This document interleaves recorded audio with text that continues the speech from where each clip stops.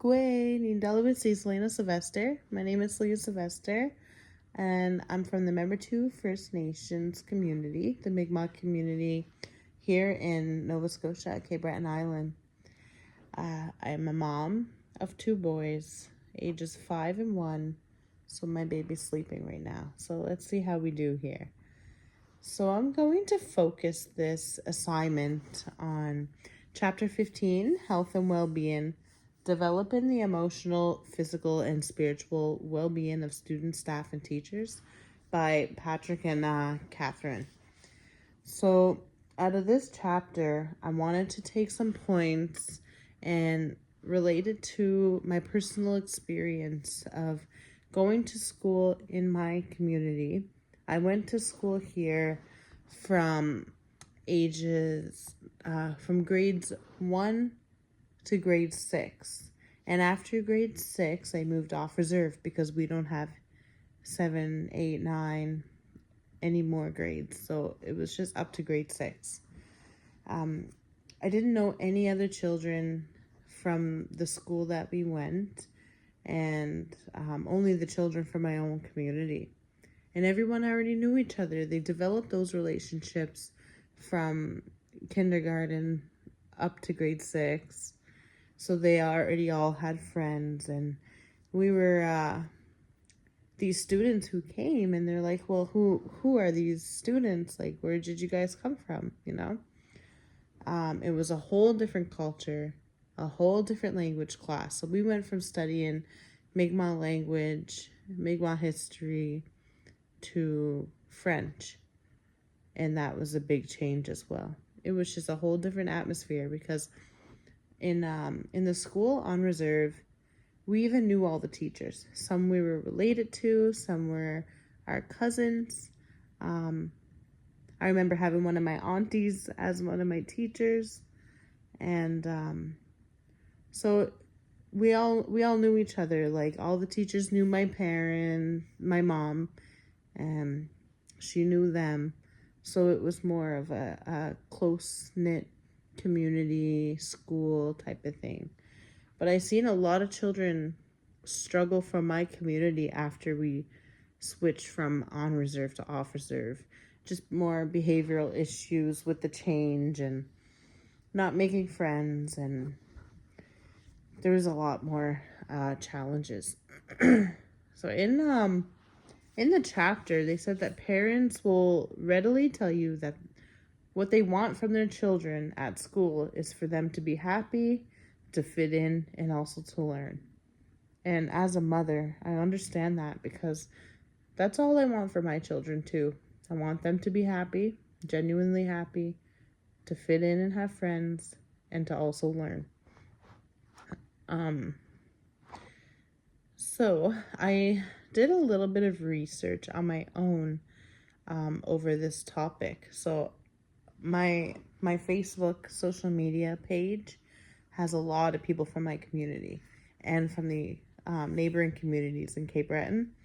And I asked them a question on there, and I said, what was your experience of going to school on reserve and then making the change of going to school off reserve? What were you missing? And what was the biggest challenges for you? So some of the answers that I got were kind of the ones that I was expecting, from learning Mi'kmaq to learning French, missing the Mi'kmaq culture. Some said the free lunches, because we were always fed breakfast and lunch all the time. We were never left hungry in our community. Off reserve had a lot more bullying at a younger age, like early bullying. And the work was different for the grades. So on reserve, we were behind. We were behind on like curriculums, and so it was, if you were in grade 4 here and you were taking grade 4 off reserve, the work was very different. On reserve, did not have the resources for special needs children. So even now, I see some of the people, including my own nephew, that on reserve, they don't have the resources and support for children with autism, with ADHD, with ADD, and off reserve has these special needs, like a lot of resources. The teachers have a lot of that experience. So a lot of people send their children at the early grades because of that. The bigger classrooms, so this came from one of my elder, they said the bigger classrooms, and instead of just walking to school on reserve, that they had to change from walking to school to taking the bus. So that was also different. And they experienced a lot of racism when they switched over.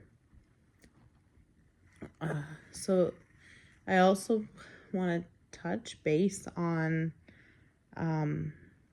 like how this affects the cultural shock of it, how this affects children with that culture shock of switching and changing and just coming out of their comfort zone.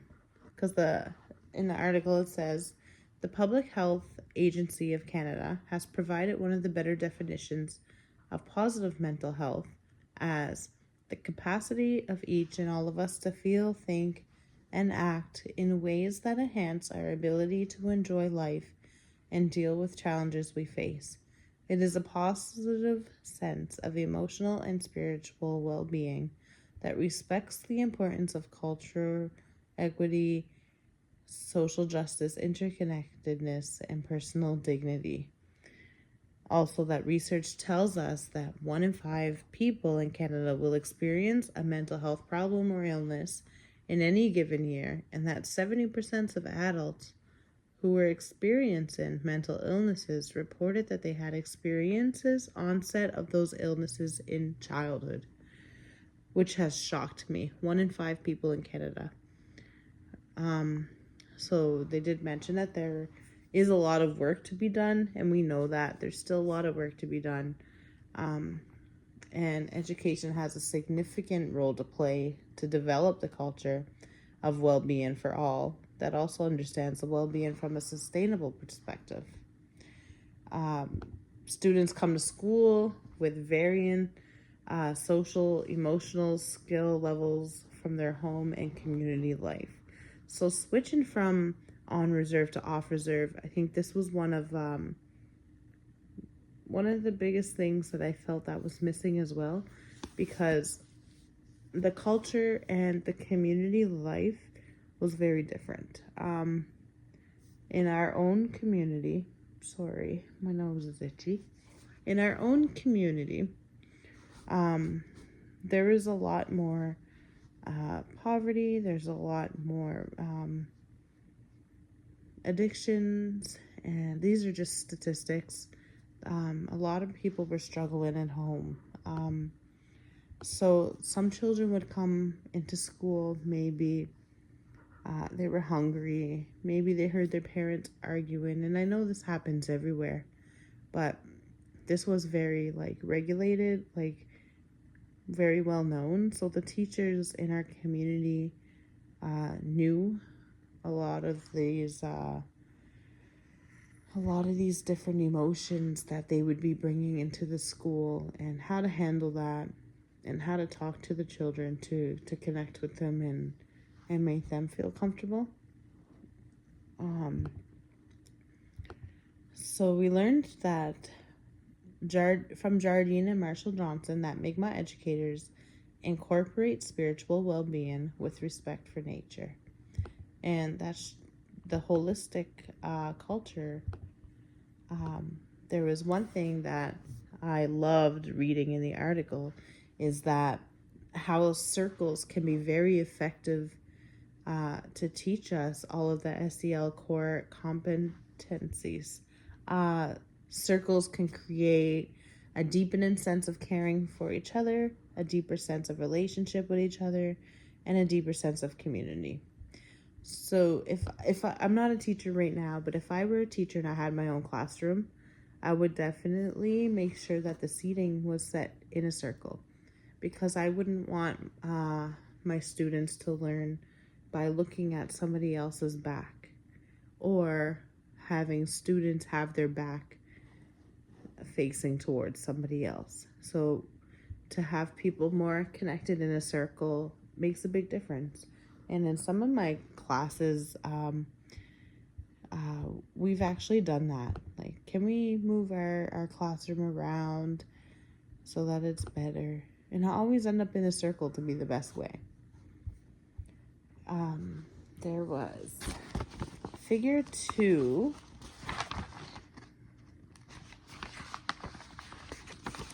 Let me find this so I can show what I'm talking about here. It includes physical, emotional, and spiritual well-being. And I found it was very similar to something in the Mi'kmaq culture. So with this chart, this figure 2, it has humanity, passion, just, humility, growth mindset, integrity, courage, respect, all of this. And the first thing that came to my mind was the 7 sacred teachings. So the 7 sacred teachings, I always say, like, if I were to teach a course, I could have a whole course on the 7 sacred teachings, because this is something that I want to teach my children. This is something that I try my best to follow my day-to-day life with. And I wanted to explain just quickly about the 7 sacred teachings and how it connects to the living schools and the sustainability and holistic ways. So the 7 sacred teachings, I actually have them tattooed all over me. So the first one is love, and it's the eagle, the Gipu. So with love, it is everyone's right to have and to experience it. Creator gave us love so that we can share this love with each other, with our families, and enjoy it through our children. This also with the eagle, we respect the eagle so much because it's the one that flies the highest. So it's the one that's closer to our ancestors and closer to Creator. So the eagle is our messenger. The next one is respect, and that's the buffalo. So it's not just about respecting your elders and respecting your mom and being kind. It's also about looking after yourself. So if you treat your body with respect, it's going to look after itself. But if you treat it with poison, it's going to destroy itself. So if I'm going to drink a cup of water, my body's going to enjoy that and take care of itself. Now, if I was going to drink a glass of alcohol, I gave it poison, so it's going to destroy itself.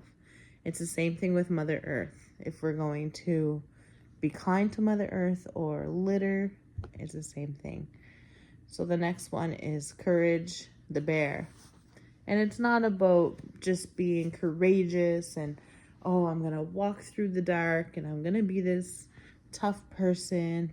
It's really about facing our greatest enemy, which is yourself. And it's about accepting and navigating through the challenges and emotions that we have. The pain, our anger, fear, anything like that. It's to be courageous in that way. The next one we have honesty. Sabe Sasquatch. Honesty, it's not just about the truth. Honesty, it's about knowing what you're doing. Like, it's either you're surviving or you don't in the wilderness. So if someone does not want to believe that what they're taking into their body or what they're doing to Mother Earth is toxic, then they are not being honest with themselves or with the environment. Wisdom, beaver. Wisdom is not to be confused with knowledge.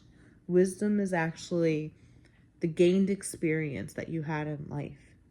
So it's knowing that if you are going to pollute the water, you're not only polluting the water and the animals inside that water, but you're also hurting yourself, because this is the water that we need in order to live. The next one, humility, the wolf. So I like the wolves because the wolves, they travel in packs. They're always together. So this teaches us that it's okay to ask for help, and it's okay to ask for guidance from each other sometimes. So the humility, like, you don't have to be this tough person all the time, you know? You can reach out. And the last one here, turtle. I love truth, the turtle. And it amazes me because why does the turtle represent truth? The turtle is one of the animals that has never changed the way it looks. So the turtle has been able to adapt to change in the world without actually changing. It has always stayed true to itself. And it also represents time. With the 13 moons on its shell, it has the 13 spots on the shells. So that's the 7 sacred teachings that I wanted to touch base on, because just like the chart of sustainable well-being, it also includes physical, emotional, and spiritual well-being as well. And yeah, like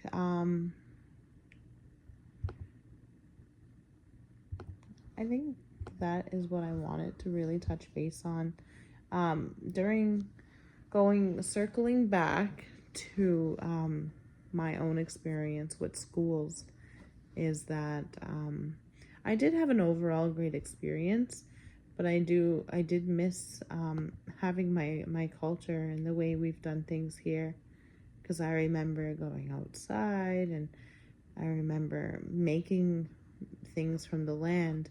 We would make reefs, we would make dream catchers and rattles, and we never did this when we moved off reserve.